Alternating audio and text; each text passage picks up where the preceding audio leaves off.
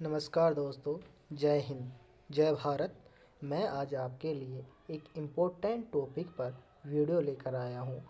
ये एग्ज़ाम की दृष्टि से ही महत्वपूर्ण नहीं, बल्कि एक इंडियन नागरिक होने की नाते भी ये वीडियो आपके लिए महत्वपूर्ण हो सकता है।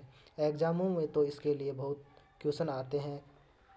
चलिए तो मैं वीडियो स्टार्ट करता हूँ।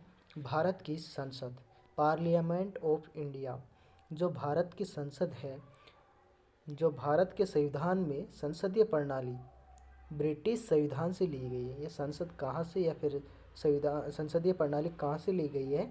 ये ब्रिटिश संविधान से लिया गया है। तो मैं आज इस टॉपिक से विस्तार से बताने वाला हूँ इस टॉपिक को।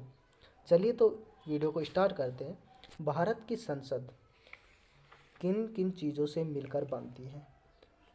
ब्रिटिश से लिया गया है, परंतु इसको जो ये संसद है इसमें कितने अंग शामिल हैं और वो अंग मिलकर इसको संसद को बनाते हैं, वो है लोकसभा, राज्यसभा और राष्ट्रपति। संसद का निम्न सदन लोकसभा है, उच्च सदन राज्यसभा है और जो ये राष्ट्रपति एक मानवीय आदमी या फिर एक आदमी होता है, कहने का मतलब। तो अब कई जगह ये डाउट होता है कि दो तो हाउसेज हैं, लोकसभा और राज्यसभा तो हाउसेज हैं, और ये एक मौलिक या आदमी जो बोले एक व्यक्ति होता है। तो इन तीनों का मेल, इन तीनों को मिलाकर किसका निर्माण होता है? संसद का निर्माण होता है। तो मैं अगली वीडियो जो बनाने जाऊंगा वो बनाऊंगा राष्ट्रपति पर। राष्ट्रपति को कितने वर्षों तक रखा जाता है, योग्यता क्या है, क्या नहीं है, कैसे राष्ट्रपति बनाते हैं, कैसे नहीं बनाते हैं, ये मैं आपको बताऊंगा। और जो मैं आज इस वीडियो में जो कवर करने जा रहा हूँ वो है लोकसभा।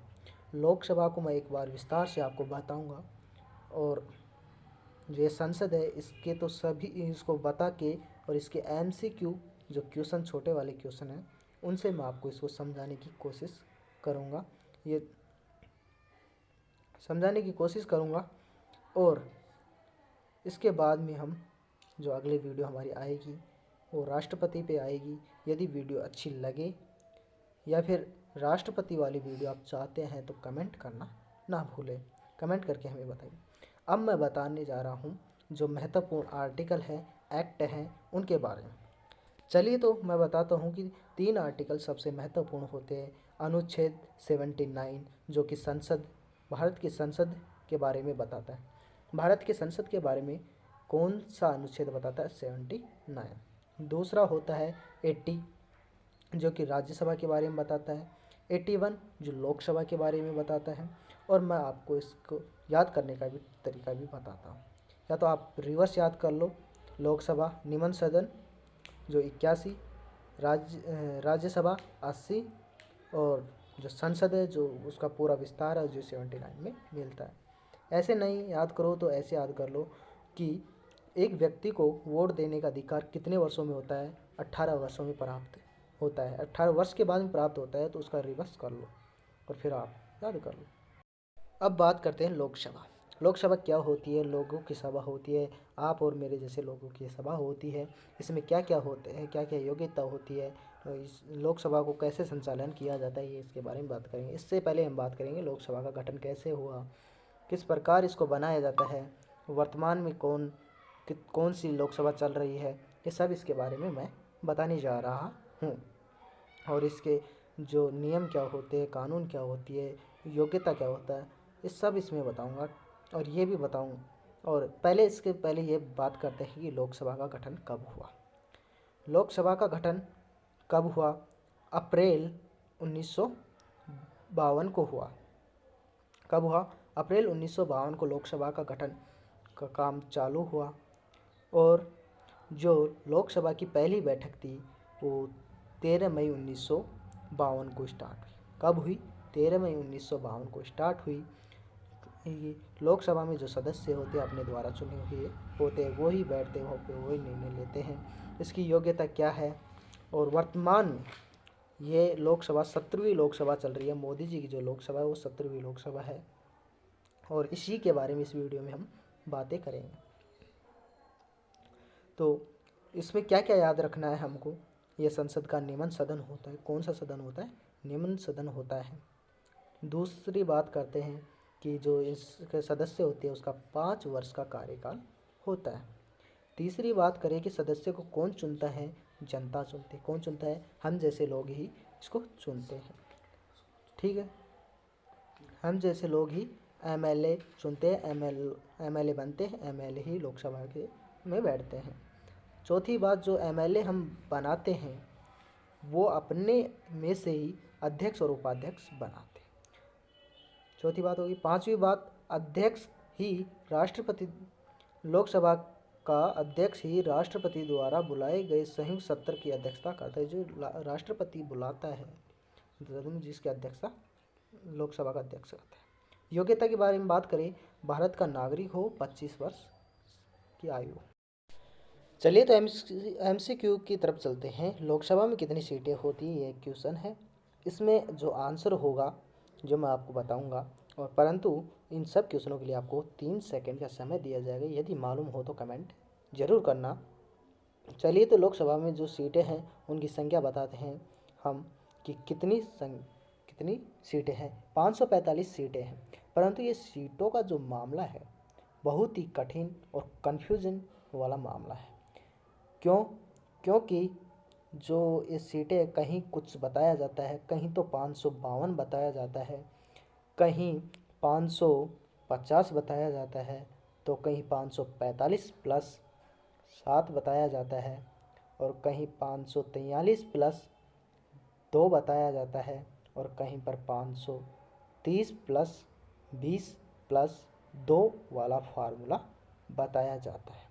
तो मैं बता दूं, ये सभी फार्मूले सही हैं, क्योंकि जैसे जैसे स्टडी का लेवल बढ़ता है उस तरह से आपको भी आपके माइंड को विकसित करना होगा। तो इस को मैं बताने जा रहा हूँ कि ये सीटों वाला चक्कर है वो किस प्रकार का है। तो चलिए मैं आपको बताने की कोशिश करता हूँ, और इनके माध्यम से मैं समझाने की कोशिश करता हूँ कि जो 552 वाला चक्कर है वो मैं बताऊँ कि जो हमारे संविधान में लिखा हुआ है कि 552 से अधिक सीटें नहीं हो सकती।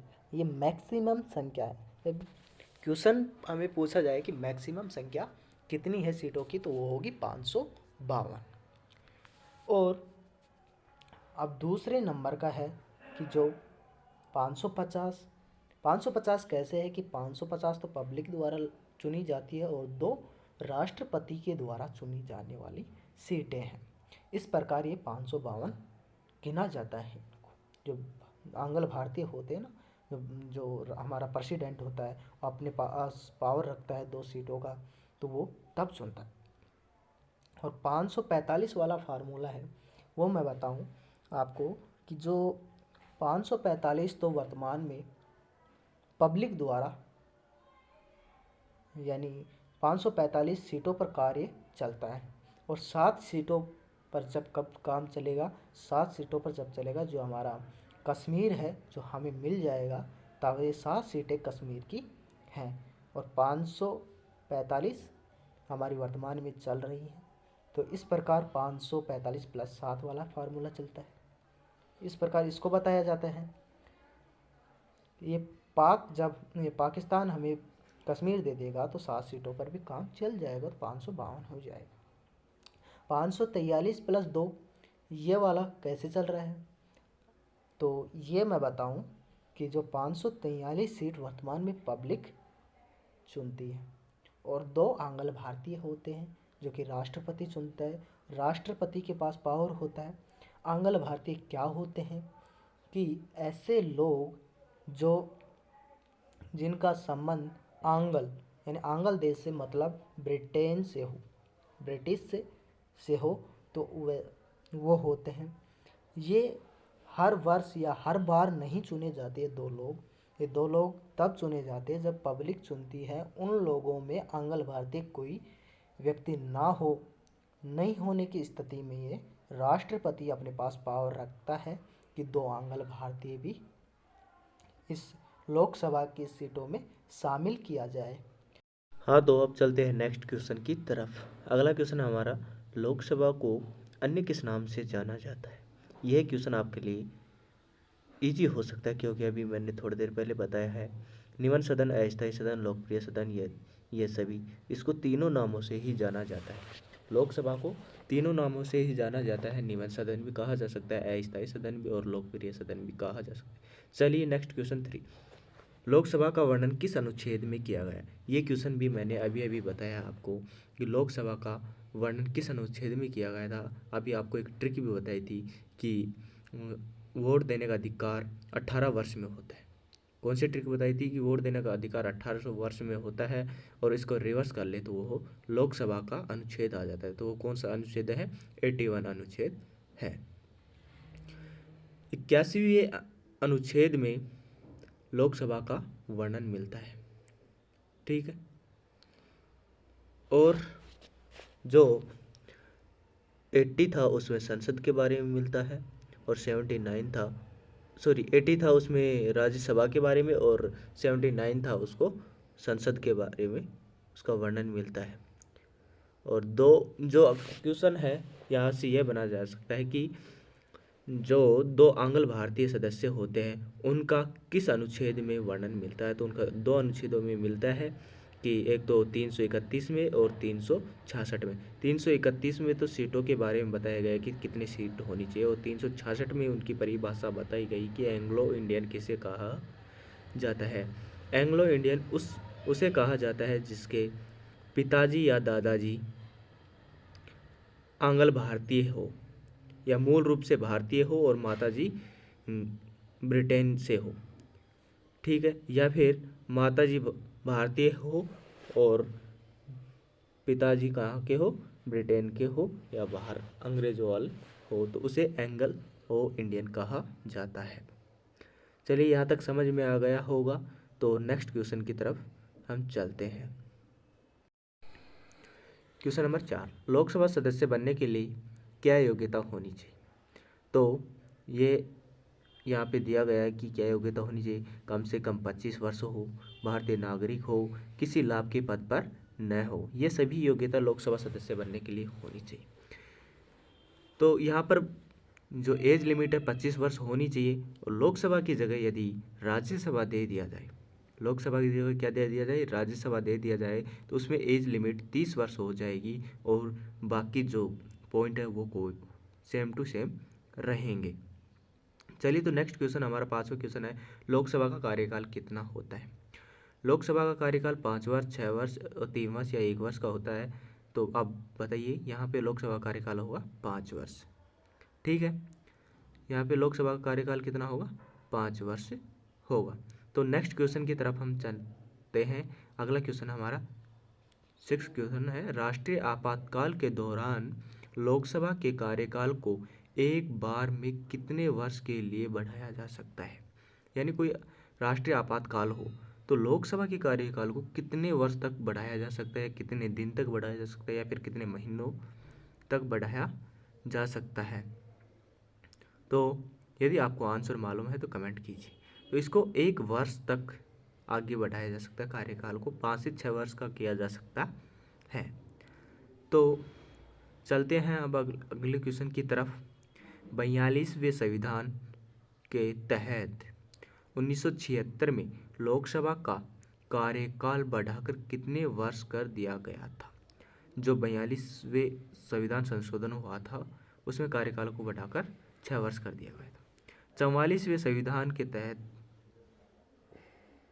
6 वर्ष कर दिया गया था 42वें, और 44वें संविधान के तहत 1978 में लोकसभा के कार्यकाल को घटाकर कितने वर्ष का कर दिया गया था, वापस 5 वर्ष का कर दिया गया था। ये दोनों क्वेश्चन बहुत ही इम्पोर्टेंट है, ठीक है। 7वां और 8वां क्वेश्चन थोड़ा आपको अजीब से लग रहे होंगे। लोकसभा अध्यक्ष का चयन किसके द्वारा होता है, लोकसभा सदस्य द्वारा होता है। कौन करते हैं अध्यक्ष का चुनाव, लोकसभा के सदस्य करते हैं, ठीक है। और लोकसभा के जो सदस्य होते हैं उनको कौन चुनता है, जनता चुनती है। लोकसभा के सदस्य उनका चुनाव करते हैं। तो चलिए नेक्स्ट क्वेश्चन की तरफ। किसी विधेयक को धन विधेयक कौन घोषित कर सकता? कोई भी विधेयक है या कोई भी कानून है, उसको धन विधेयक कौन घोषित कर सकता है?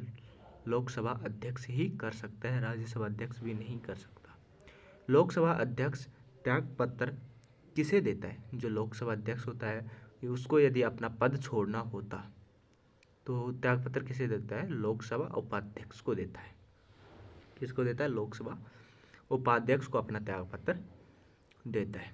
क्वेश्चन नंबर 12, निम्न में से कौन सा अनुच्छेद लोकसभा में आरक्षण से संबंधित है?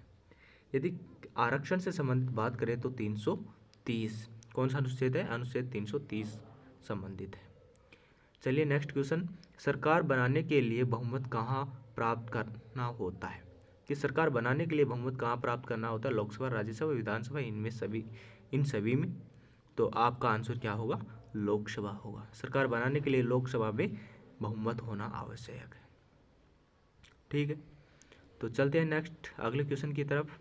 धन विधेयक पहले कहाँ पेश किया जाता है? जो धन विधेयक होता है उसको पहले कहाँ पर पेश किया जाता है? राज्यसभा, लोकसभा, विधानसभा, इनमें से कोई नहीं। लोकसभा में सबसे पहले पेश किया जाता है। चलते हैं अगले क्वेश्चन की तरफ। सरकार के खिलाफ अविश्वास प्रस्ताव कहाँ लाया जाता है? कहाँ पर लाया जाता है सरकार के खिलाफ अविश्वास प्रस्ताव? तो होगा लोकसभा। तो यहाँ बात करें कि अविश्वास प्रस्ताव क्या होता है। अविश्वास प्रस्ताव विपक्ष द्वारा लोकसभा में सरकार को हराने या कमजोर करने की स्थिति में दिया जाता है। तो ये यहाँ पे अगला क्वेश्चन बनता है कि अविश्वास प्रस्ताव साल में कितनी बार दिया जा सकता है? एक बार ही दिया जा सकता है। कैसे दिया जा सकता है? एक कोई लिखित नोटिस होगा, उस पर 50 सदस्य क्या करेंगे? लिखित में अपने हस्ताक्षर करेंगे। केवल लोकसभा में ही यह रखा जाता है। तो यहाँ पर एक ध्यान देने योग्य बात है कि ऐसे प्रधानमंत्री हुए थे जिन्होंने अपना जो विश्वास था वो पूरा विश्वास मत हासिल नहीं कर पाए थे, वो थे विश्वनाथ प्रताप सिंह। चलते हैं अब अगले क्वेश्चन की तरफ। अपना अगला क्वेश्चन है 16वां, मंत्रिपरिषद किसके प्रति उत्तरदायी होती है? जो मंत्रिपरिषद होती है वो किसके प्रति उत्तरदायी होती है? तो चलिए आपको मालूम है तो कमेंट कीजिए। राज्यसभा, लोकसभा, राष्ट्रपति, मुख्य न्यायाधीश। तो ये लोकसभा के प्रति क्या होती है? उत्तरदायी होती है। मंत्रिपरिषद का अध्यक्ष प्रधानमंत्री होता है, कैबिनेट मंत्री, राज्य मंत्री, विभाग मंत्री। मंत्रिपरिषद ही सामूहिक रूप से लोकसभा के लिए उत्तरदायी होता है। ठीक है, तो मंत्रिपरिषद लोकसभा के प्रति उत्तरदायी होता है। और आप जानते हैं कि मंत्रिपरिषद में कौन कौन होते हैं? कैबिनेट मंत्री, राज्य मंत्री और बिना विभाग के मंत्री। तो अब अगला क्वेश्चन है हमारा, भारत में प्रथम लोकसभा का गठन किया गया। कब किया गया था? 17 अप्रैल 1952 को भारत में प्रथम लोकसभा का गठन किया गया था। तो चलते हैं नेक्स्ट क्वेश्चन की तरफ। अपना अगला क्वेश्चन है 18वां। उससे पहले बता दूं कि पहली लोकसभा कब हुई? 13 मई 1952 में। और कितनी सीटों पर हुई? 484 सीटों पर हुई थी। कितनी सीटों पर? 484 सीटों पर। और यहाँ पर पहली पार्टी थी कांग्रेस और दूसरी थी भाजपा। भाजपा नहीं थी, भाजपा। दो पार्टियों के बीच में हुआ था। और आपको मैं बता दूं कि पहली पार्टी तो कांग्रेस थी और दूसरी पार्टी भाजपा थी। तो कहीं कहीं पर हमें जो ये चुनाव हुए थे उसमें 13 मई 1952 मिलेगा और कहीं कहीं पर 13 अप्रैल 1952 मिलेगा। तो ये दोनों ही आंसर आपके लिए सही होने वाले हैं। अलग अलग बुकों में अलग अलग दिखाया गया है यहाँ पर, परंतु इसको याद कर लेना कि गठन कब हुआ था? 17 अप्रैल 1952 को। और 1954 को राज्यसभा का गठन हुआ था। चलिए आगे कुछ क्वेश्चन लिखे हुए हैं वो देखते हैं क्या है। चलिए उसको भी देखते हैं वो क्या है। सदन की कार्यवाही के लिए न्यूनतम 1/10 सदस्य उपस्थित होने चाहिए चाहे राज्यसभा हो। इसको क्या कहते हैं? गणपूर्ति। पहली लोकसभा महिला कौन थी? मीरा कुमारी। और पहले अध्यक्ष कौन थे? GV मावलकर।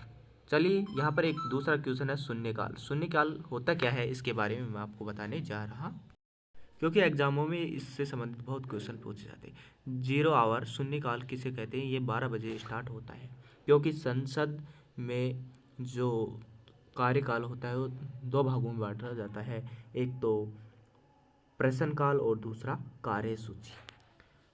पहले आवर्स जो पहला कार्यकाल होता है उसको क्या कहते हैं? प्रश्नकाल बोलते हैं, और दूसरा कार्यकाल होता है उसे कार्यसूची बोलते हैं। और जो ये मध्य में जो बच जाता है, जो 12 बजे बचता है, उसको बोलते हैं शून्यकाल। 12 बजे से पहले प्रश्नकाल और 12 बजे से बाद में कार्यसूची, परंतु जो 12 बजते हैं ना उसे शून्यकाल कहते हैं। नेक्स्ट क्वेश्चन, भारत के पहले लोकसभा अध्यक्ष कौन थे? अभी अभी जस्ट 2 मिनट पहले मैं आपको बताया था, कौन थे? जीवी मावलंकर। ठीक है, कौन थे? जीवी मावलंकर।